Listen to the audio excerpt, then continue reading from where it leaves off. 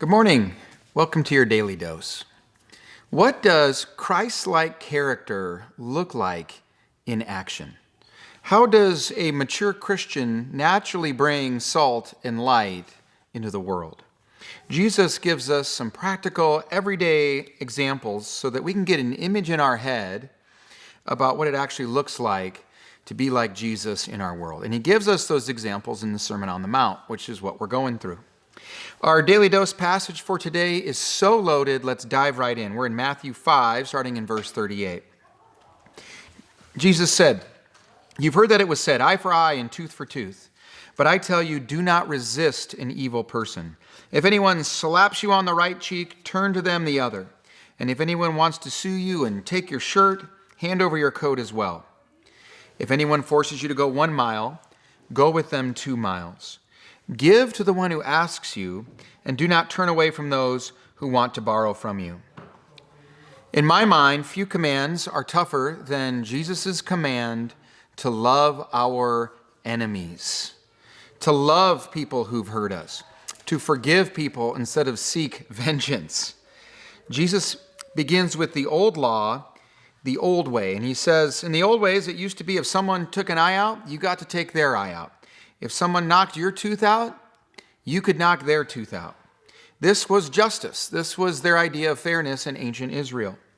But here is the radical lifestyle that Jesus calls to live instead.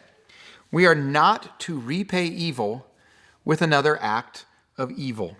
Instead, we are to bless when we are cursed. We are to serve when someone abuses us, to give generously when someone's trying to steal from us. And these radical responses to our enemy, they turn the whole world upside down.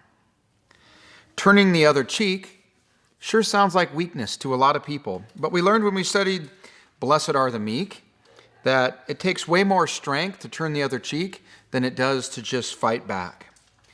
In Jesus' day, the nation of Israel was completely under Rome's heavy hand. There was this law that if a Roman soldier asked you to carry his load, all of his gear and his weapons and all of that, you had to carry his stuff for him 1 mile. You had to go an entire mile carrying all of his stuff. You were basically a pack mule for the Roman army. And it didn't matter if there was things that were really important that you had to get done. Didn't matter if you were in the middle of an emergency. Didn't matter if the Romans had just crucified your dad or your brother last week. If a Roman soldier asked you to carry his stuff, you had to go with him 1 mile. And Jesus tells his followers, when they ask you to go a mile, or where they tell you to go 2 instead of 1. This is not an easy teaching, is it? Jesus doesn't ask us to do what he's not willing to do himself. As he's hanging on the cross, amazingly, he says, "Father, forgive them. They know not what they're doing." That's the ultimate example of loving your enemies. We love our enemies as our way of honoring God, and we love our enemies because we want to win them to Christ. The Apostle Paul started out as a living nightmare for the early church, and while Stephen was brutally being stoned to death, Paul was there cheering it on. If Christ and his church had an enemy in those days, it was Paul. But look who Paul became, from the number one enemy of Christianity to the apostle to the Gentile world and the author of over half of the New Testament.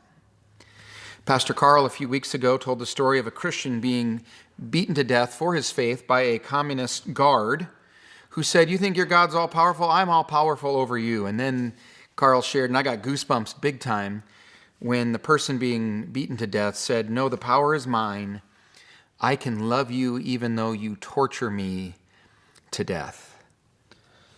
The challenge for us today isn't easy. It's to love our enemies. Trust the Lord with the justice part and go the extra mile.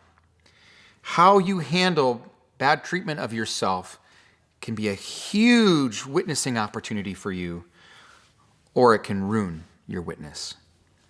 Lord, help us to do well today. Have a good one.